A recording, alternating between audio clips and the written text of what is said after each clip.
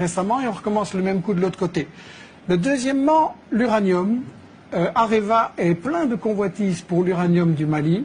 Et quand on veut voir ce qu'il va en faire, il faut voir ce qui se passe au Niger, le pays le plus pauvre, comme je le disais. Au Niger, Areva, c'est le numéro 1 de l'exportation nucléaire dans le monde.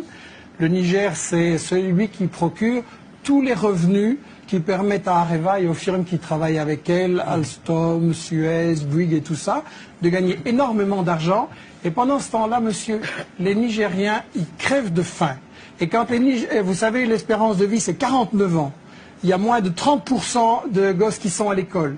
Et quand les Nigériens ont dit à Areva, on voudrait quand même un peu d'argent pour nos écoles, ou bien par exemple, il aurait suffi, c'était un projet de la Banque mondiale, de 10 millions pour irriguer le Niger, et le Niger aurait eu, tous les gens auraient eu à manger, Areva a dit, c'est pas notre problème et les Nigériens peuvent continuer à crever de faim.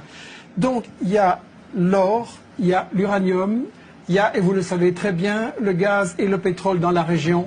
Et c'est le responsable d'Afrique Nord de Total qui vient de dire récemment qu'avec la Mauritanie, avec le gaz, qu'il y a tout ça, c'est le nouvel Eldorado.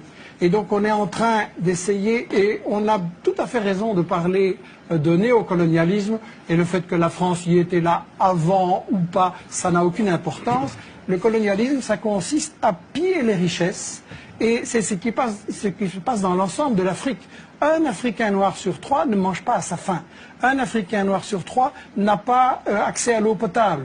Résultat, pendant la journée qui est en train de s'achever, là, il y a 10 000 gosses dans le monde qui ont crevé parce qu'ils n'ont pas accès à une eau potable.